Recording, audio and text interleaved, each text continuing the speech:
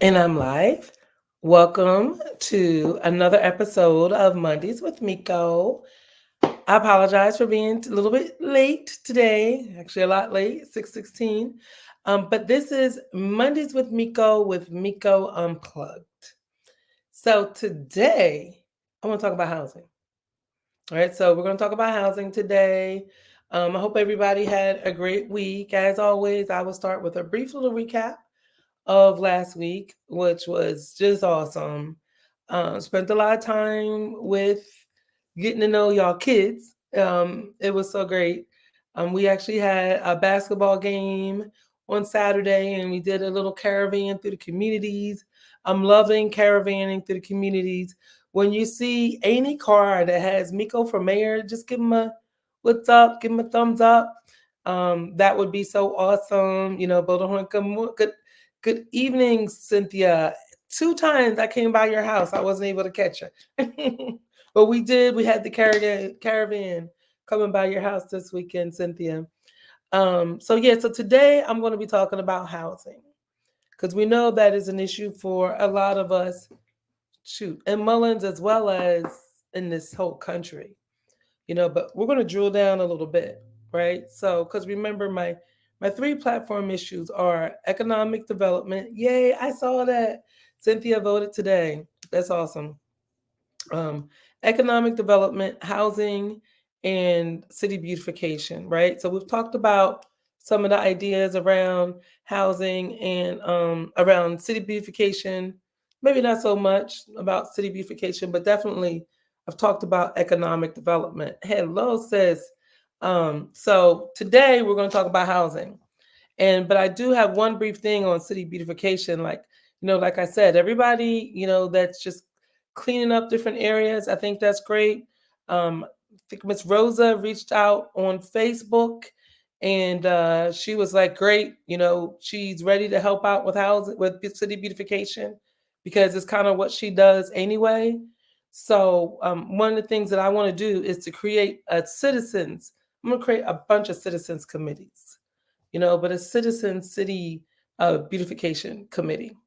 Because at the end of the day, it's not the mayor, it's the city council that enacts the zones and the laws and the zoning board and the planning board. So there's a lot of people that make our city work. But it is the people that live in the city that make our city thrive. So it's important to me that we are all involved in the thriving. So if you're joining on replay, thank you so much. Remember, you can like and share. And today we are talking about housing. So let me go ahead and put that banner up. We're talking about housing. Um, there we go. In case you're joining us on replay and you're wondering what we're talking about today. So I did create some notes for myself. Um, One is, what do we really want, right? When you think about housing in our communities, no matter where you live, what are those things that are most important to you in terms of where you live? Thank you so much, Cynthia. I know important to me is I want the house to be clean. I want it to be in a safe community. I want it to be sanitary, and I want to feel welcoming. One thing we can say about our city is there's a lot of porch access. You just sit on our porches, sit on our chairs, and we could sip our tea or lemonade or whatever it is you like to sip on, and you want to feel comfortable and safe and wave at your neighbors. And we want beautiful places to live. That's important. It's important to me. It's important to my family. I'll be interested to know from you what's important to you. What do you want to, when we think housing, what does that mean? Affordable, right? We definitely want it to be affordable. So when we just think about the massiveness of what is about to happen in Mullins, which is why we really need somebody as mayor with the extensive business experience that I have. So we have identified 200 homes in Mullins that will be torn down. As a first phase, they're already abandoned right now, right? So these homes are already abandoned. As a first phase, there will be 40 homes that will be torn down. If you're just joining me, even on replay, one of the questions I have is, what's important to you as it relates to housing? So when you hear housing, I'm gonna go ahead and put that up. What is important to you when you hear housing? I'm typing it. All right. So, let me know. Let me know what's important to you when you hear housing.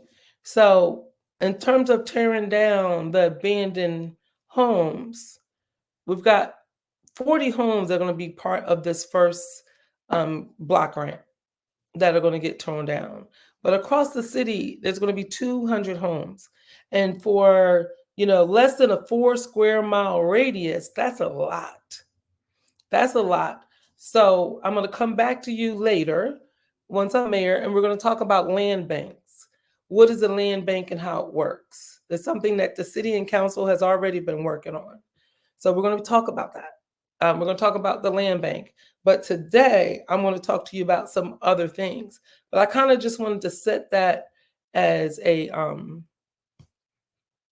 going to say like as a bar, right? So we got 200 homes that are going to be torn down, 40 homes in that first kind of block of things getting torn down. So that's important, and that's really, really big. Then also, as relates to our position in the state, geographically, we are positioned between Myrtle Beach, which I've said before, is to me, it's the number one place people are moving to in the state of South Carolina. Why are you saying it's the number one place, Miko? Because legitimately, the number one place people are moving to in South Carolina is Fort Mill. And if you're moving to Fort Mill, South Carolina, you're not moving to Fort Mill for South Carolina. You're moving to Fort Mill for Charlotte, North Carolina. Okay. So the number 2 place in terms of numbers is Myrtle Beach. Well, if you're moving to Myrtle Beach, you're moving to Myrtle Beach and you're telling people that you are moving to South Carolina. So to me, that is the number one place people are moving to. Okay. Outside of Charlotte, Charlotte has 1 million people in the metro area. That's huge. Huge, huge, huge, right? So anyway, so we're between Myrtle Beach, number one place people are moving to in South Carolina, and Florence. Florence is looking at a $2 billion investment. $2 billion. So, Miko, you're like, that's Florence, that's 45 minutes away. What does that mean to us? Well, what it means to us is we need to be close buddies, which we are. County council, city council, they work with Florence very closely, right? On the tri-county work that they do, but also as mayor. And I have existing relationships, and I've introduced you to some of my existing relationships in the city of Florence, right? Because of the nonprofit work I did as executive director of Pick 42 Foundation. That put me at a lot of tables. That put me at a lot of tables to hear what's going on, because Pick 42 Foundation serves 4 counties and 4, I'm gonna call them rural counties, as well as Florence. That makes number 5, but Florence is like an urban community. So it's a different way that we serve them. We serve pockets of people that are in Florence, whereas in Marion, Dillon, Williamsburg, and Marlboro, we serve the entire county, Pick 42 Foundation, that is. So anyway, so having that position, it put me at tables to know kind of what's going on in a bunch of those counties. And this $2 billion investment, Florence is having to deal with a lot. They got to look at housing. They have to look at schools. They got to look at hospitals. They got to look at entertainment. When you get an influx of people in, that is a lot. That's a lot that they have to look at, right? So there is the median, I'm going to start this starting salary, these jobs. So let me tell you what's happening. I'm so excited, but let me tell you, Florence has signed a deal to build a plant that is going to build electronic vehicle batteries. That is where this influx of revenue and resources are coming from, right? And this plant is it's going to be built from the bottom up, ground level, beautiful, high paying jobs. They actually have on November 13th, they have the Mullins Development Corporation put out an event that in Florence, and you can register for the job fair today. But you register for the job fair; those jobs, the starting salary, my understanding is $60,000. That's a lot of money. That's $30 an hour. That puts your family. If you don't make a living wage, a job like that will put you straight to living wage.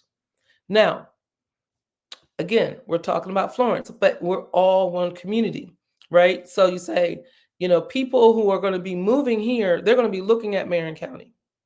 They're going to be coming to work. They're going to be looking at Marion County.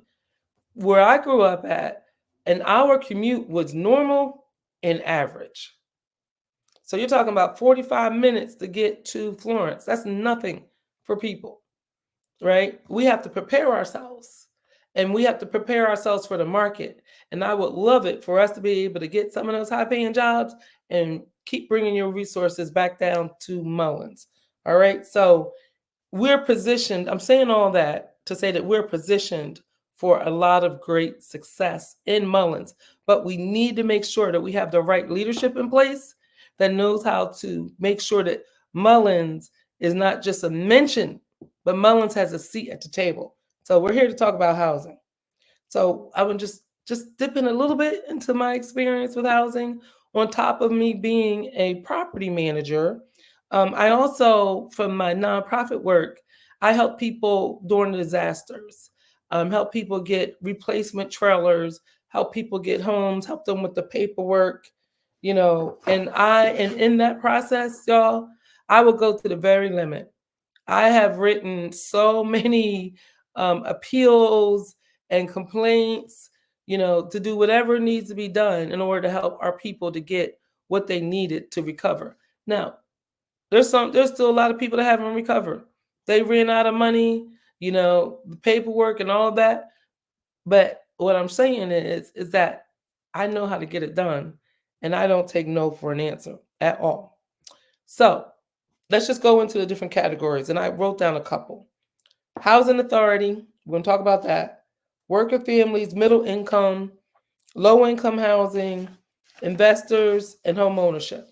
Okay. So, yes, thank you, Cynthia. I appreciate that.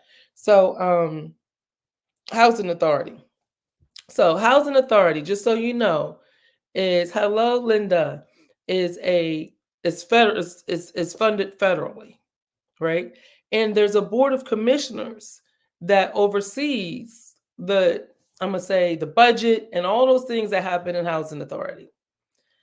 Terry Davis, she actually had a listening session at City Hall about a month ago, and I attended it and listening to what people were telling, because people have been telling me some things that are happening in housing authority on the campaign trail that just blew my mind. And so Terry had put together this meeting. I attended as a fly on the wall, and I was able to hear directly from people some of those things that are happening in housing authority. So if you're living in housing authority and you're experiencing those issues, I'm here to tell you the help is on the way. I'm not buddy with anybody as it relates to that, because at the end of the day, it's about the citizens we serve and making sure that their needs are met and making sure that they're having adequate representation. And it's not just me, your board of commissioners feel the same way. I don't have to do the work. I just have to steer the project, right? The community is saying this. These are the people who are in charge. Get it over to them and they will handle it. But it starts with the community having a need and voicing those needs, okay? And it is federal.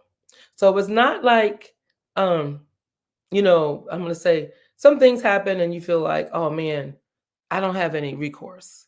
If they can't help me locally, they just can't help me. It can't be done. No, we have other resources. We have other resources that we can keep digging. There is help. If you're living in housing authority and you're not satisfied or you're having issues, there's people that can help you. We're just going to need to point you to the right folks and make sure that it gets followed through. And that's where your mayor/project manager comes into play. Um, and as it relates to just the housing in general, I've looked at housing in Charlotte, Housing Authority housing, and other places, and they're beautiful. So, living in housing authority should be clean, safe, sanitary, and beautiful communities. And so we will work together to see that come to fruition. So then you have home ownership, right? Home ownership should be open and welcome to all. And it can be a reality. I have seen it. So in the 4 years that I have been, oh, I forgot to put this on Do Not Disturb, but in the years that I have been doing the nonprofit work, I have there's a couple things. One is I started to figure out like where are the grants so folks can get. I'm gonna show you something to get a mortgage, right? And I started with the federal program. And this federal program is the USDA 502 Home Loan Program. And with this program, your income has to be between 23,000 and 43,000, which is like $12 an hour to $21 an hour. Okay, so that's where your income has to be. But you do have to have a credit score of 620 or higher. Now, with this program, you do not have to go through the bank. You work completely through the federal government. You do your loan application, and it's just about your credit score and your income. And you see, in this case, they will subsidize the mortgage and everything. It's a very fabulous program, right? Because they know that you make between $23,000 and $43,000 a year. So if your needs demand a house that costs more than that, they will subsidize it. Okay. And we will be working as mayor. I will be working to bring these resources to the table so you know about it. Even if we have to send a bus over. Oh, I don't think it's in Florence anymore. I think it's down in King Street. But no matter what we have to do, if this is something that works for you, we're going to make that happen. But here's the key there is that you have to have a 620 or higher credit score. Now, what they've told me when I've spoken to the folks at USDA is that it's okay if you can, let's say if you have a 600 or a 580 credit score and it's tied to a specific illness that you had, and when you had that illness, you had late payments, those kind of things will be explainable. But listen, you got to take that first step. If you make between $23,000 and $43,000, let's get over to call those folks at USDA and start the application, right? Anything that's worth having is worth working for. So that's the USDA program. NACA. So at the same time, I started to look at NACA because I was seeing NACA seminars when I lived in Charlotte, like 10, 12 years ago, maybe longer. Can't put my math on things anymore. So NACA, that's the program that we just had where we had 200 people, 200 families coming in to find out about these mortgages. So these mortgages is just like the 502 home loan programs. There's no down payment, no closing costs, but your credit won't impact the decision. And those are, and so, but if you make more, if your credit is real bad and you can't do the USDA program and you make more than 40, or you make more than $43,000 a year, then NACA is your thing. And you really have to start working on it, right? So no better time than the present. Remember, anything that's worth having is definitely worth working on. So that's kind of like that's some low income housing, right? So you think about 23,000 to 43,000. But the cool thing with that is you own it. You now has generational wealth. With NACA, it doesn't impact your salary. It just depends on how much of a house that you can qualify for, right? But you could be low income. They actually talked to us when we were planning the program about a doctor that went through NACA. because the paperwork to get a mortgage is very, very convoluted, right? So it's helpful. Okay. It's definitely helpful to have somebody like NACA to handhold you through that process with the realtors. And the realtor will help you in either case. So I hope that if you listen to me or you know somebody's listening to me, and home ownership is attainable for every citizen in Mullins. We can make it happen. If if you work, we can make it happen. And why are you saying that, Miko? Well, I'm saying that because we are going to be building new homes. That's a guarantee. And I'm driving around and I can see some homes that are already in the process of being built. How cool would it be as if we already have our mortgages ready to go? Whether through the 502 home loan program, because you're low income between 23 and 43,000, or through the NACA program, or through, let's say, something like Habitat for Humanity. I talked to our mayor about, have we tried Habitat for Humanity before? Because I know Terry Davis was on the board of Habitat, and I think we got some other city council members that are on the board of Habitat for Humanity. And he said we had tried it here before, and it didn't go to the end because we had the land, but what Mullins didn't have was the volunteers. Well, guess what Pick 42 Foundation has? Pick 42 Foundation has a database of over 1,000 volunteers in the database. In that 1,000 volunteers, I guarantee you, matter of fact, I know offhand, they are tradesmen, carpenters, people that are needed, right? So when we go back to the table with Habitat for Humanity, and this time we're stronger together, we're working together, for profits, nonprofits, schools. Guess what? Pick 42 Foundation can reach out to their database and say, we're partnering with the city of Mullins and we're going to do Habitat for Humanity. Do you have any skills that you can lend, and when can you do it? That's what stronger together looks like. Okay. So let's come down and to talk about work and families, and this is, I'm gonna call it middle income families, right? So you make $50,000, $25,000 an hour. Maybe it's two people working in the home. Definitely highly recommend NACA. Start now, because the sooner you do it, the sooner you move into your homes, right? And homes are going to be built in Mullins. I talk to investors just about every week. This is something I've been doing for years now. Because as I'm out and about and I'm talking to people and I'm meeting people and they're telling me what they're bringing to the table, I bring them right back to Mullins, always. There's a project that was on Hampton Circle where developers that I know, they were going to build 4 homes. They still are. But what happened is that we ran into an infrastructure problem with the water. So we got to address the infrastructure problems in our city, because we can't build and build and build when we have these infrastructure issues, right? But we'll be addressing those. We're going to address the infrastructure issues. But so homes are coming. Homes are coming, and because Mullins is an investor's paradise. How do you know that? Because I'm an investor. And I talk to other investors. It's an investor's paradise.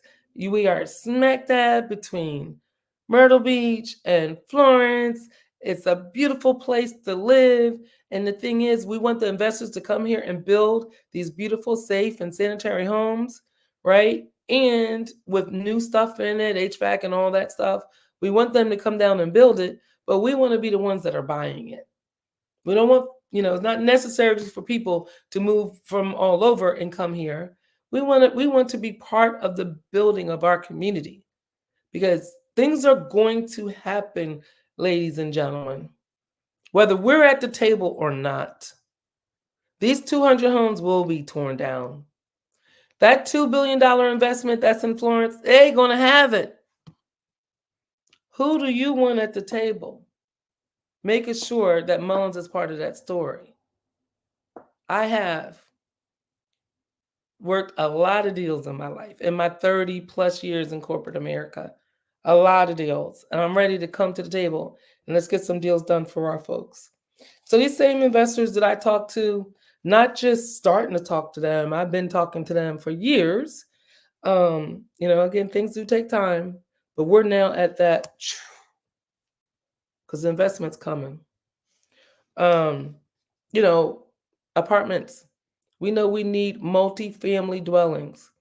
They're going to happen. They're definitely going to happen, right? And so the rents, yeah, I'm just going to be realistic with you. $500 is not a realistic rent. And let me tell you why. It's because not subsidized, absolutely. Subsidized housing, low income housing, yes. But here's the thing is that we have to remember when it comes down to the investors, they have to pay taxes, they have to pay for the property, they need a return on investment, and in exchange, we're providing rent. So, we definitely need livable jobs. We need higher income jobs, but there's housing at every level. Because remember, we're talking about home ownership too. I've just dipped into apartments, that's renting, but $23,000 to $43,000. If you make 23,000 is $12 an hour. $12 to $22 an hour. Okay, and here the deal is your credit score. So then you go up from there. I make more than 43,000, right? It's two of us working in the house. Then you have things like NACA, all right. But you gotta start now, guys. These things are coming. So I talked to you. I'm just going through my list. I talked about USDA. I talked about the Hampton Circle project and any other projects that I can get my hands on to bring resources back to Mullins. That's why when I'm mayor, I will not be going back to Pick 42 Foundation as executive director. I probably should have called some other people to tell them that. Okay. We can keep that just between us for now. Because I need to tell some other people um, that I haven't told yet. I don't know why I just blurted it out. But my point is this: is that thank you so much, Cynthia. I believe, I know that Mullins needs a dedicated mayor, somebody that's going to be dedicated to the city, because not I have a lot of things that I want to do in my first term, and these are things that aren't because the council and the mayor, they vote on, all the big things, the budget, the plans, the projects, what we do, what we don't do, right? Those things are all voted on. But it's the running of the city, it's the blocking and tackling, it's the bringing resources to the city. And there's things that I could bring to the city that don't necessarily involve government, such as investors, right? Very, very important. And so what are the barriers? It's like, Miko, you're talking about a lot of stuff. Well, we have to do it because I've seen it other places. If we don't do it, somebody will. Let me tell you a story real quick, and then I gotta go. My husband says I talk too long on my Mondays with Miko. Um, there's a little in Charlotte. It was a city, as a subpart of the city called Belmont, and it's where we went to church at. And that's where we actually started our philanthropy work, was in Belmont. And one of the things was, it was a pretty tough place to live. We fell in love with our church because the kids would play basketball inside the gym and the girls would be playing jump rope outside of the church and just sitting on the steps of the church listening to music. It's because it was their sanctuary, because the neighborhood they lived in was kind of dangerous. Shooting, killings on the street, drugs on the corner, and all those things. And I'm not saying that's us, but I'm just telling you about this community called Belmont. So when you Googled Belmont, when you went to their website, it didn't look like what I was seeing. It looked like some future depiction of Belmont. So we started doing the toy drives there. My husband was coaching there and all that jazz. And we saw houses that started to go for sale for $60,000, $45,000, $50,000, $80,000. And crazy enough, we didn't invest. You go to Belmont right now, look at those same places where houses that were $60,000 were. On that same place, those houses are now $2 million, $3 million. So this is what I'm saying, y'all. I've seen this happen before. We're being sandwiched in. The growth is going to happen the same way the growth happened in Charlotte. What I think is important is that you have a mayor that's looking out for the benefits of the people who live in the city. My 100% focus is, as executive director of Pick 42 Foundation, and always has been since I got here, when I moved here to help people recover from the disaster, to help them heal their houses. That's why I moved here. So my interest is, and always will be focusing on the people that live here to make sure that we can have a stake in the game and a seat at the table. That's why you need to elect me mayor. When I talk about housing, you will know that there's a place for everybody. Whether you are not making a living wage, you're making $11 an hour, $12 an hour, or you're making a living wage and you're going to go through NACA, or you live in housing authority and you have a lot of issues. And I'm not going to air all the housing authority issues right here on my live, but there are a lot. And you need somebody that's not going to back down. And I promise you, I am not going to back down. This is going to be addressed.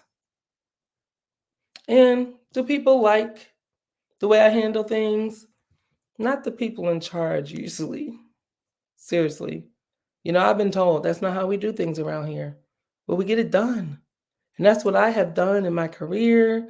That's what I've done at Pick 42 Foundation. And that's what I will do for Mullins. That is a promise. So we're down to the final week, y'all. Next week is the last Tuesday. So we got this Tuesday, and then that next Tuesday is election day, and that is it. I am asking y'all to go out and please vote for me to be mayor of Mullins. If you have not voted, I need y'all to go vote. Vote early, because we know bad weather could hit us just like this. And it's too much to leave to chance that maybe you cannot get out on election day, November 5th. All right? So you can go vote today. Nope, close. Tomorrow.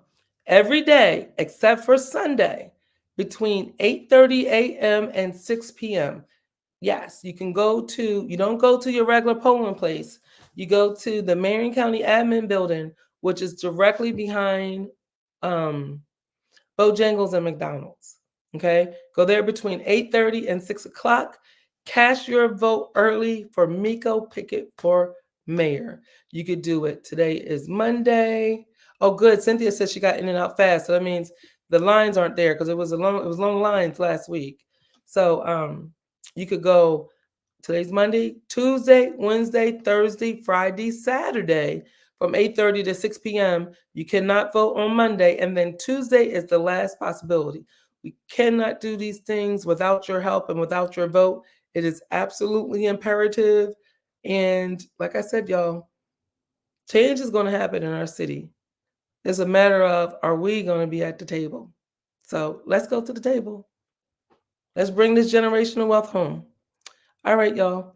I'll see you soon, and I will be watching the comments. So if you're sharing this, I will be watching the comments and try to get some responses back out to you guys. If not, hit me up on Messenger. Have a wonderful day.